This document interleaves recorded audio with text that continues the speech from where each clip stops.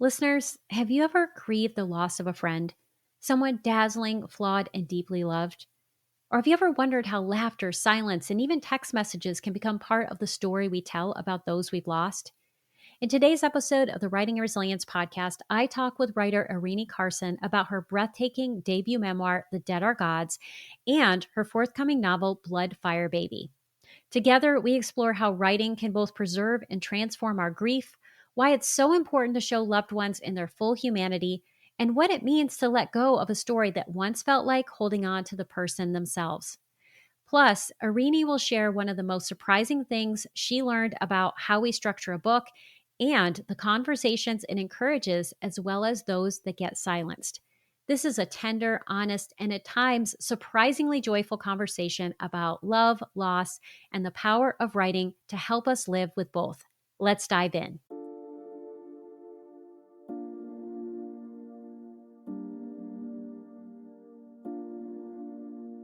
Welcome to Writing and Resilience, the podcast for writers who want to write and live the story that sets them free. I'm your host, Lisa Cooper Ellison, a writer, transformational and trauma-informed coach, story alchemist, and fellow traveler on the winding road of healing and creativity. Each week, I'll share tools, practices, and conversations that will help you let go of what no longer serves you as you create stories that change lives, especially your own. Together, we'll explore how to trust your creative voice, support your mental health and resilience, work with your nervous system and unique design, and stay connected to your deepest calling as a writer, even when life gets messy. It's time, my friends, to write and live the story that sets you free. I'm honored to walk that journey alongside you, one story and one episode at a time. Well, hello, Eirinie. Welcome to the Writing and Resilience podcast. I'm so excited to have you on today. Thank you so much for having me. I'm happy to be here. Well, it's my joy to see you again because we got to work together at the San Francisco Writers Conference where we had a chance to talk about your book, The Dead Are Gods. And I am so excited to revisit that conversation and to take it a little deeper because this book is amazing. You just have this beautiful voice and this wonderful way of honoring your friend Larissa and taking us into this relationship. But we're going to go into that. But before we do, I always like to give my guest an opportunity to share what they would like us to know about you and then also about your book. Oh, what a great question. I am a Black British writer. I'm from London. I live in the Bay Area now. And I'm a mother of two small people and a wife of one, big person. Yeah, that's me in a nutshell. And you've had this very storied life before you were a mother to two small people and a wife to a big person. You were working on another project, which we'll talk about at the end. But before you were doing this, you had this life, and Larissa was a part of that. And so I want to dive into your book and just begin by saying, I love this for so many reasons. One, there's so many intersections between your experience and my experience in terms of the music that we were listening to. We both got a chance to talk about Skunk and Nancy, which is one of my favorite bands, and all of the things that were happening, though I am certainly not a model, but you had all of these experiences with your friend Larissa. And so when you were thinking about writing about friendship and grief, which is a topic that doesn't get written about as much, what inspired you to write this book? Well, it was kind of an accidental writing, to be honest. It started as a eulogy for Larissa's funeral, and it just kind of spiraled out of control. I couldn't stop writing, and it never began as a book project. It began as therapy and catharsis. And I think that, to be honest, saved me a lot from what I'm doing now with my second book, which is thinking about the audience a little too much. Because when I was writing this Yeah. book, the audience was either Larissa or myself. So that's what got it started. I also think when someone dies, you're left holding so much by yourself. There were so many shared stories, and I was so worried about losing them. And so a lot of this was just a desire to be a historian and an archivist and get it down before I forgot it or before I misremembered it. That's kind of the genesis for me. I love how you talked about the difference between book one and book two. And this idea that your first book had this organic beginning, right? You had this eulogy that you were going to deliver. It began there, and then you couldn't stop writing. It expanded and expanded and expanded, and then it became a book. Whereas now that you've gone through the entire process and you've published a book, there's a little audience sitting on your shoulder the whole time, and you're thinking about them as you're writing. What lessons did you learn about how to write a book and how to ignore, or I don't know, work with that idea of audience in a different way when you were working on The Dead Are Gods versus the book that you're going to publish next year in 2026? And please share the title of that book with us. Yeah, the title of the next book is called Bloodfire, baby, and it's a fiction. Because it turns out when you write memoir, the first thing you want to do next is write something that is made up and not tied to fact or your personal life. But the funny thing about writing is that you end up kind of coming back to yourself anyway and your own personal experiences. But I think with The Dead Are Gods, I only was kind of shaken awake by my editor when I finally sold the book to Melville House. My editor was like, talking about audience, and I was like, oh shit, someone's going to read this. Someone's going to know. It had just been such a solitary thing. And I think that's something first time authors talk about a lot, that you have this private thing on your laptop, your private thoughts, and then at some point you have to say, this is done. It's fit for public consumption. And once it leaves your laptop, it's no longer yours, just yours anyway. So I think for the second book, I have a much better understanding of what it means to release a book, like quite literally release it into the world, like a wild thing. Like it has to go back.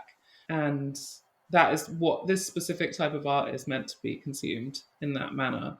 And I think I'm more aware of that responsibility and what that means and how it will feel. And I think that's sort of a double-edged sword, because there is a kind of freeze that happens when you think about the audience. And if you think about the audience too much and you begin catering to an audience that is imagined, you can kind of lose your voice. And when I've been writing the second book, I've spent a lot of time kind of trying to meditate prior to beginning so that I can get back into my own head and stop thinking about all of the bloggers and the magazines and the podcasts that I know are out there now that I didn't know about before.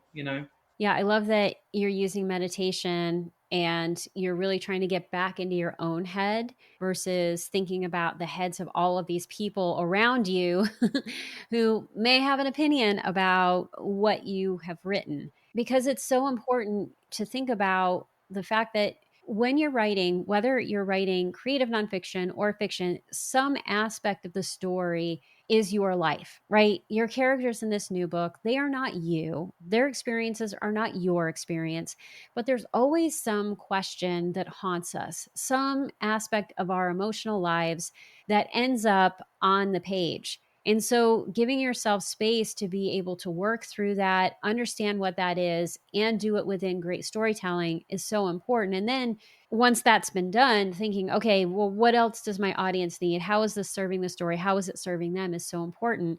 And I love that we're talking about this end part of the process first, because I think it can be so hard with grief to let projects go. When you were thinking about this project being done, and for those who don't know who Larissa is, could you share when she died? And so then we have a sense of like, how recent is this loss for you? Yeah, Larissa died in 2018. It was a sudden death, as in we didn't know it was coming. And I went to her funeral in November, I believe, of 2018 in Paris, which was where she was living and where she died. It's funny to think about it because it at once feels like, seconds ago and then a millennia ago. And in writing this book, The Dead Are Gods, I sort of entombed her in this book, and it almost has this life of its own. It's kind of funny to think about. Like, I have my grief, it is mine, and yet I wrote about it extensively, and now it's in the world. And so it's kind of living this dual life. And it was published in 2023. I guess it was 5.5 years that I was working on it from conception to publication. As I said, I didn't really think about it as a book for a while. And a funny thing that happens when you are writing your trauma is that you can be re traumatized at any point by a random stranger who has read the book. And I think I kind of had a notion of that. I had a therapist who I loved throughout my book tour. We were working very closely together to make sure that I felt protected and prepared to discuss at length. And then after you've discussed at length, to have this like Q&A situation with an audience, often of grieving people. And so I was often having to hold a lot of other people's grief. People really want to share because we have so few avenues in which we can share Yes. about our grief in our society. And so I would often hear similar stories or stories that were just, they're weighty. They have a weight to them. And I was carrying a lot. And I think I've learned a lot about boundaries and how I keep myself safe when talking about trauma. Because although Bloodfire Baby is not, it's fiction, it deals with postpartum grief and psychosis. And that is a minefield for me as a twice postpartum person. So Yeah. So learning how to hold space for your own experience, let someone else have their experience and not take it on is a huge piece of how you care for yourself in that publication space. And, when I think about my own projects and writing about grief and writing specifically about my brother's death by suicide, my brother has been gone for a long time, like 30 years. I would say that your grief is pretty new. 5 years is not that long. I mean, society will tell you that it's ancient, but it's not, right? That's young grief. It's been almost 30 years since my brother died. And there is a way that he lives again on the page. We have this relationship that, in some ways, in my case, is stronger than it was when he was alive, because we can have these different kinds of conversations through the stories and experiences that we shared. And I think when I work with other writers, sometimes when they're writing in the grief space, or if they're writing about other kinds of traumas where they weren't able to have the kind of relationship they wanted to have with a person, that writing can become so precious. That relationship on the page can feel so alive. And you know that once you let it go, you're letting go of that person again, in a way. And I'm wondering, how did you navigate that piece, or was that your experience? I definitely really what you said about your brother, what was his name? Joe. Joe. What you said about Joe and how your relationship kind of continues resonates so Yeah. much with me, I think. How well can we ever know the people we love? I think that's a theme in my book, The Dead Are Gods. And I think that now that Larissa is dead, I have more access to her. She can't hide as well. And there are secrets that came out in writing the book, in grieving her, that I wonder if I would have seen fully or been able to hold in the same way, because I am processing this all by myself. I'm processing the way that she died. I don't have her to be angry. I mean, I can be angry with her, but we're not in this push pull. And so I have done a whole lot of healing around how she died. And then the way in which she died relates directly to my own family's history of substance use. And that has been really healing too. I think that I would obviously give all of that healing back in exchange for her, but it has been a really beautiful surprise of grief and loss that I know her better than I think I did when she was living. Yeah, that has definitely been my experience. And I think there's something about the person not being able to hide, as you just said, and also, yeah, being able to hold space for what their experience is without the frustrations that sometimes come with being in the dynamics of being in a relationship with someone, I think allows us to hold them more gently. And I think one of the things that you do in this book, The Dead Are Gods, that I think you do really well is that, there can be a way that grief is a solitary process. Obviously, this is your story, but, when we're exploring our story, the people that are gone, they don't have a voice. And you were able to give Larissa a voice in your story by doing something really unique structurally, which is you include these text messages throughout. And when we were at the San Francisco Writers Conference, the number in my head is like 4,000. And I don't know if that's the right number, but how many of these text messages did you have that you went through to figure out which ones belonged in the book? Oh my God, so many. I don't even think I have a number. If I said 4,000, it was hyperbole. I think it's up there for sure. I had so many. When I had kind of come to the realization that it was a book, it was just very sad. It was a very sad book. And she wasn't a very sad person. She was brilliant and alive. And I wanted some of that life. I wanted a breathing, a moment of breath between chapters. And I had all these voice notes that we'd sent each other back and forth. And I wanted that in them. And so I turned to our emails and our texts, and I had so many. And so I tried to pick emails or texts that spoke to the chapter they precluded. And I think in doing so, it's not just a eulogy of my grief. You can hear her. You can hear how she talked and her grammar mistakes and her silliness and all of this beauty that if I just told you it wouldn't feel quite as poignant, maybe. And I think when we think about writing and storytelling and also the concept of show don't tell, when you write a eulogy often puts the person who is gone on a pedestal. I'm going to tell you the best possible, most perfect story I can about who this person is. I'm going to share the highlight reel. And yet, in storytelling, we can't develop our characters that way because A, it's boring, and B, it's not how people really are. And you could have shared so many things like Larissa took a really long time to get ready, or Larissa did these things that are inconvenient or inconvenienced me. And we would experience that story in one way, and you could even develop a scene. But when we see some of these text messages, I think it brilliantly shows the things that you're trying to share on the page. Because I would have these scenes and I would say, okay, that would be annoying, but how annoying would it be, or how, challenging? Oh, there's the text message and the text chain, and we see the time, and it gives another layer to what that experience is. Yeah, I'm really glad that you felt that. That was my hope. Yeah, she wasn't a perfect person. And I think remembering her as this kind of flat, eulogized human does a real disservice to her nuance and her layers. And some of the more fascinating things about her weren't particularly palatable. And I loved them anyway. So I was happy to share this image of a flawed woman. That's who I loved and that's who I wanted to show. And I think the fact that you did that allowed me to love her too, because I got to see all of her, and that was really beautiful because you share the intimacy of this relationship so well. Thank you. I think one thing I wanted when I finally had the book was that I wanted people to love her. She was a very specific person and she was very dazzling, and most people who met her just thought she was the coolest. Coolest. She was so cool.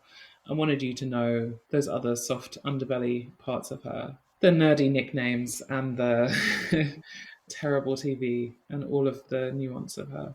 Yeah, and I think one of the aspects that gave me the clearest picture of the kind of intimacy that the two of you shared were the silences. Silence is really hard to write. It's challenging for people to live through if they don't have a comfortable relationship with someone, which you obviously did. When you're thinking about writing those silences, what did you think about in terms of how to write that? Well, I think there was the silence of her as a friend, how often we were quiet together, and how that was mostly wonderful. Not always, but mostly. And then there was also the silence that she left when she died, that I live in. And I always knew what her silence meant when she was living. I never felt personally slighted. I knew that it was actually a deep bond that we had, that we were able to be silent together. And so in her death, I kind of had to figure out and translate what that silence could mean. And I think writing about it, I mean, at the very beginning, this book really chronicles my grief, the early parts of my grief, and it's very raw and often is like as written and not too edited. You can almost feel the echo of the silence in the beginning of me talking to myself and trying to understand this loss. So, in that way, I feel like the silence is really lonely. And then as the book progresses, it's almost like divination or something. I feel like you begin to hear the voice of Larissa because you've learnt it now. I and the reader, hopefully, are in conversation with this dead person, trying to make me understand this final lesson of what it means to live and love with someone who is no longer here. I love that. And I love how you talked about voice, because one of the treats that we had at the San Francisco Writers Conference, which just was, this extemporaneous moment, which I loved, was that we got to hear Larissa's laugh. I don't know if you have your phone handy or you have that track available, but I just think that it was such a rich and beautiful laugh. It leads to the question I want to ask you next. So I think it would be a great setup. I sure do. Better believe it. I'm always ready. I have backed up this chat a million times because I'm so scared of losing it, but I have it on my phone still. A prelude is that the thing that she's laughing about is this really silly joke that someone told. This person had a boyfriend called Jim who, after sex, would say, "How did you like your gym workout?" Which is a terrible way, but that's what she's referencing. All right, let's see if we can get it going.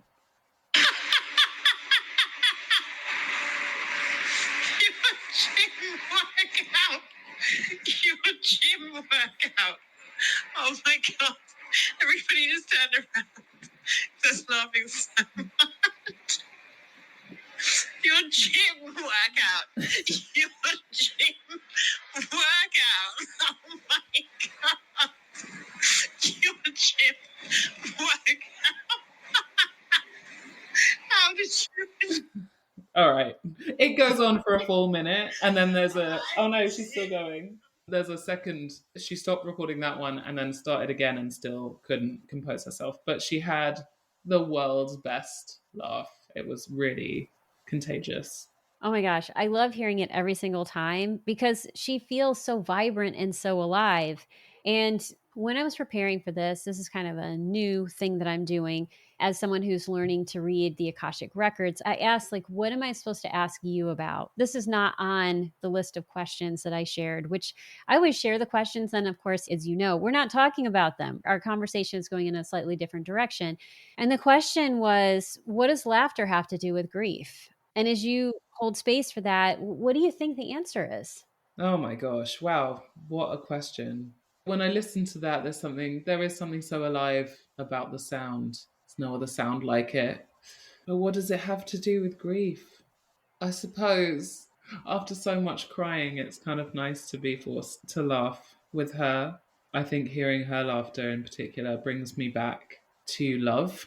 I think with my grief journey, I have branched out to many other places like anger and fear and obviously sadness. And hearing her laugh, it just takes me back to the wick of her, the things that were most true and the things that I loved most. And it makes me smile and it makes me laugh as well. I think grief doesn't need to be endlessly sad. I think it can have these moments of levity where we laugh together. Yeah, and I think about what sometimes happens right around a funeral, how there will be these moments of laughter between the people who are the most bereaved. And when my brother died, it was incredibly heavy because of how he died and the circumstances around it. And there was this moment after his funeral. We had just buried him and we came back to my grandmother's house, and it was me, my mom, my dad, and my brother. And we just started telling these ridiculous stories about my brother. And we were very feral kids. We're very Gen X, like go off and be out in the world and come home when the lights come on. And there were some bullies in our neighborhood, and we were not going to stand to the side. So we carried a pickaxe. That was our weapon. And I know this is ridiculous, right? One pickaxe for all three of you, One, or like one each? one pickaxe for all of us. And the pickaxe was, about 2.5, 3 feet tall. And my brother Joe, he was often the person holding the pickaxe, and he was about 3 feet tall. So you have this kid who's about 3 feet tall carrying a pickaxe down the Oh street. my god. I know it's ridiculous, right? And it was so funny to imagine him at 6, 7 years old carrying a pickaxe. We're walking down the street, and it didn't take away the heartache, But I think, as I think about his grief, the tears connect me to the love and the laughter connects me to the life. I love that. I do want to know where you got a pickaxe from. We had a pickaxe underneath the house. So we were the kids who had like gasoline and a pickaxe and all kinds of stuff. We got into a lot of trouble. But yeah, it was just underneath the house. And we had sticks and we had rocks and different things. But we were like, a pickaxe is pretty effective because if you swing it at someone once, they don't come back for a second time. Yeah. And it worked. That is lethal. And I also just imagine all of the strangers walking by this tiny kid being like, what is going on? That's so funny. Yeah, you don't see a lot of kids nowadays with pickaxes. I mean, it's just No, not it's rare. happening. It's rare. Less pickaxe work going around for sure.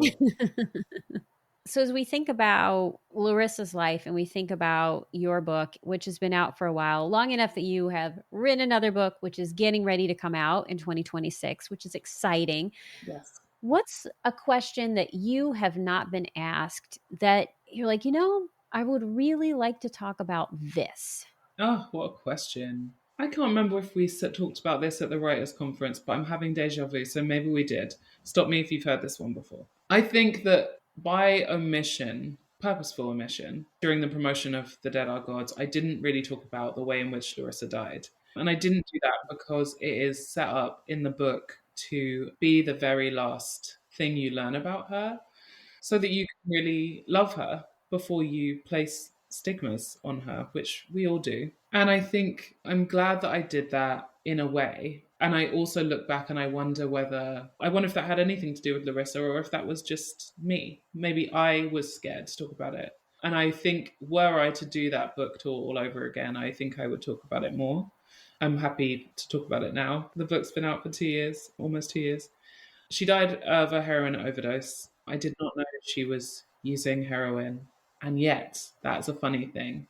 Memory is so interesting and so strange because I wrote this entire book, I sold it to a publisher, and then when it came out, I was talking to some mutual friends of ours, and I was like, yeah, no, I can't believe I didn't know about the heroin. And one of them was like, didn't we talk about like having an intervention? So Larissa was missing for a week before they found her.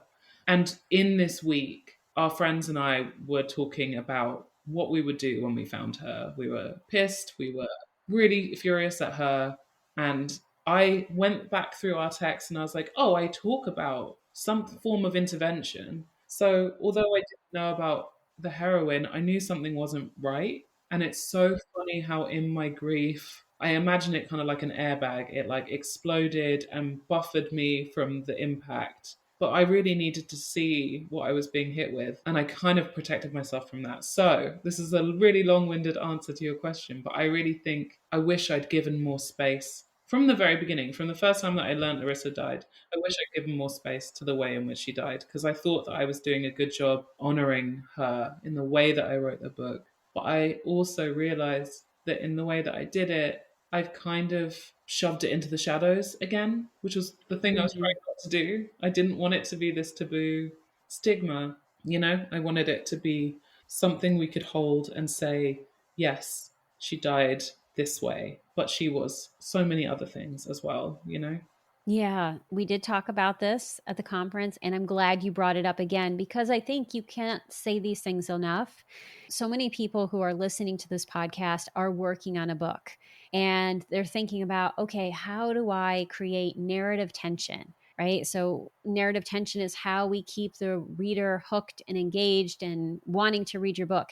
And you have used that aspect of the story as that narrative hook, and it creates that tension and this mystery that I, as the reader, I want to know the answer to. You do that really well. And so it's interesting. It makes the book successful. And yet, when you think about the conversations you want to have, in order to get people to read the book and not give away the mystery, you can't talk about the one thing that you want to talk about in order to get rid of the shame and has the stigma around addiction, especially heroin addiction, because it's one of the hardest addictions to quit. I mean, it just takes over someone's life. Any of the Soviets do that. Yeah, it's interesting because the book in one of its earlier, in its like first draft form when it was done as a book, but it wasn't quite done. Something was missing and I hadn't included the way that she died, and therefore I hadn't understood its connection to my own family's substance use issues. My father used heroin throughout my childhood. He's sober now, yay, and doing great, but that stands. And I just wasn't really advancing in the book draft. I just felt like I was like banging my head against a wall. I couldn't figure out how it came back to the ending because I write all my endings first. So I knew how it was going to end and I just couldn't get there. And a friend of mine suggested, just as an experiment, writing about my father, writing about Larissa's death, in the actual event of her death. And I did. And it kind of unlocked this understanding of the book for me and what this journey of grief was leading me through, and how it was helping me understand the trauma of my childhood that I was still holding on to, even though I thought I'd processed it, and why Larissa's death was so particularly painful to me, because I loved her and knew her better than my father, who survived heroin and was able to get sober, but I lost her. And so now I'm in this really funky place of building a relationship with a father I never thought I would spend time with. And some of me kind of wishes it was Larissa instead of him.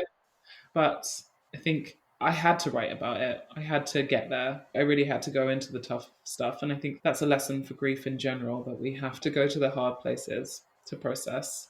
Absolutely. And I think you bring up a really important point, is that grief tends to unlock or connect us to all of these other issues in our lives that also are places of pain. The pain of loss connects us to these other pain points, which can be really uncomfortable, but it also offers an opportunity for those spaces to heal if we can make space for them, if we can take a look at them. And what I'm hearing about your writing process is that as you were writing this book, and I love how you talked about, it wasn't just, I thought the book was done, but something was missing. So you had to do this other work. And then it unlocked everything, that you had to really look at how Larissa died and how the nature of how she died affected or connected to other experiences in your life, how they all come together, which you bring together in your book. And I think what I love about this podcast is, because this is really for writers, there are no spoilers, right? I talk about how stories are built all the time, and we talk about endings, and you should still go read a book. Because what you get to do when you have conversations like this is people get to see how you build it, right? How it works and why it works. And I think that can be a really rich way of experiencing a story. Yeah, I agree. Yeah, no spoilers. Right. No bad spoilers. Also, I would say I love that you talked about writing the ending first. In a project I'm working on right now, I wrote the ending. And if I know the ending, then just like you said, I know how to get there. I know where I'm going, Yeah, which I think, especially in memoir, when people are writing first draft, there's so many different places it can go. And if you don't know where you're going, you can have like 400 pages of chaos and you don't know how to shape it. So having an ending in place can be a great way to do it if you know your ending. It's not to yes, say you can't write these other ways, right? There's no rules. totally. And the ending can tweak once you get there too. You can realize that something has to change. Endings come to me first. And it is exactly what you said. You have a destination and you can kind of trace it backwards if you want and figure out the steps. Yeah. And I think that can be really helpful, though some people like to go forward. Well, when you think about your novel that is going to be coming out in 2026, Bloodfire Baby, did you also know the ending to that book first? Yes, truly, endings are the first thing I write. Yes, I knew the last paragraph of the book, and it is basically as I first wrote it, still in the draft, in the final draft we're on now. That was the key. Well, because I love your style, I love your voice, I love the way you put words together. I can't wait to read your novel. Oh, thank you. And the pre-order period is here, right? So people can take a look at that in the show notes. They can click on it. They can buy a copy of Bloodfire Baby along with The Dead Are Gods. And so that's going to be in the show notes. But what else is going to be in the show notes in terms of how people can connect with you and learn more about what you're doing? Well, my website, eiriniecarson.com. I try to keep it updated with my movements. And I am on Instagram and Blue Sky and sometimes TikTok. And you can find me because my name is really unique and there won't be another one. So, I can't imagine there ever being another one of you. oh, thank you. You're so sweet. I mean that. You are such a beautiful, bright light. And I love what you bring to our conversations around grief. And I want to thank you so much for being on the podcast today. Oh, thank you. I really appreciate being here and I loved learning more about Joe and your pickaxes. Well, thank you very much. Thanks so much for listening. If you'd like to know more about Eirinie and most importantly, buy copies of her books, please see the show notes for this episode. But before you go, I would love it if you would text the show if you're on Apple Podcast or Spotify, or leave a comment on YouTube with the answer to the following question. What's the name of your best friend, that dearest person in your heart? Maybe you're not going to write a memoir about them, but writing their name here is a way to honor them and for us to hold them in our hearts. And here's the name of my best friend, Becky Fuller. Thank you, Becky, for 41 years of friendship and counting. I look forward to seeing where this takes us. And I look forward to hearing who you honor so I can say their name too. In the meantime, I'd like to give a special shout out to writer Jane Hammonds, who gave my encore episode with Amy Lynn some love. It was so wonderful to hear from you, Jane.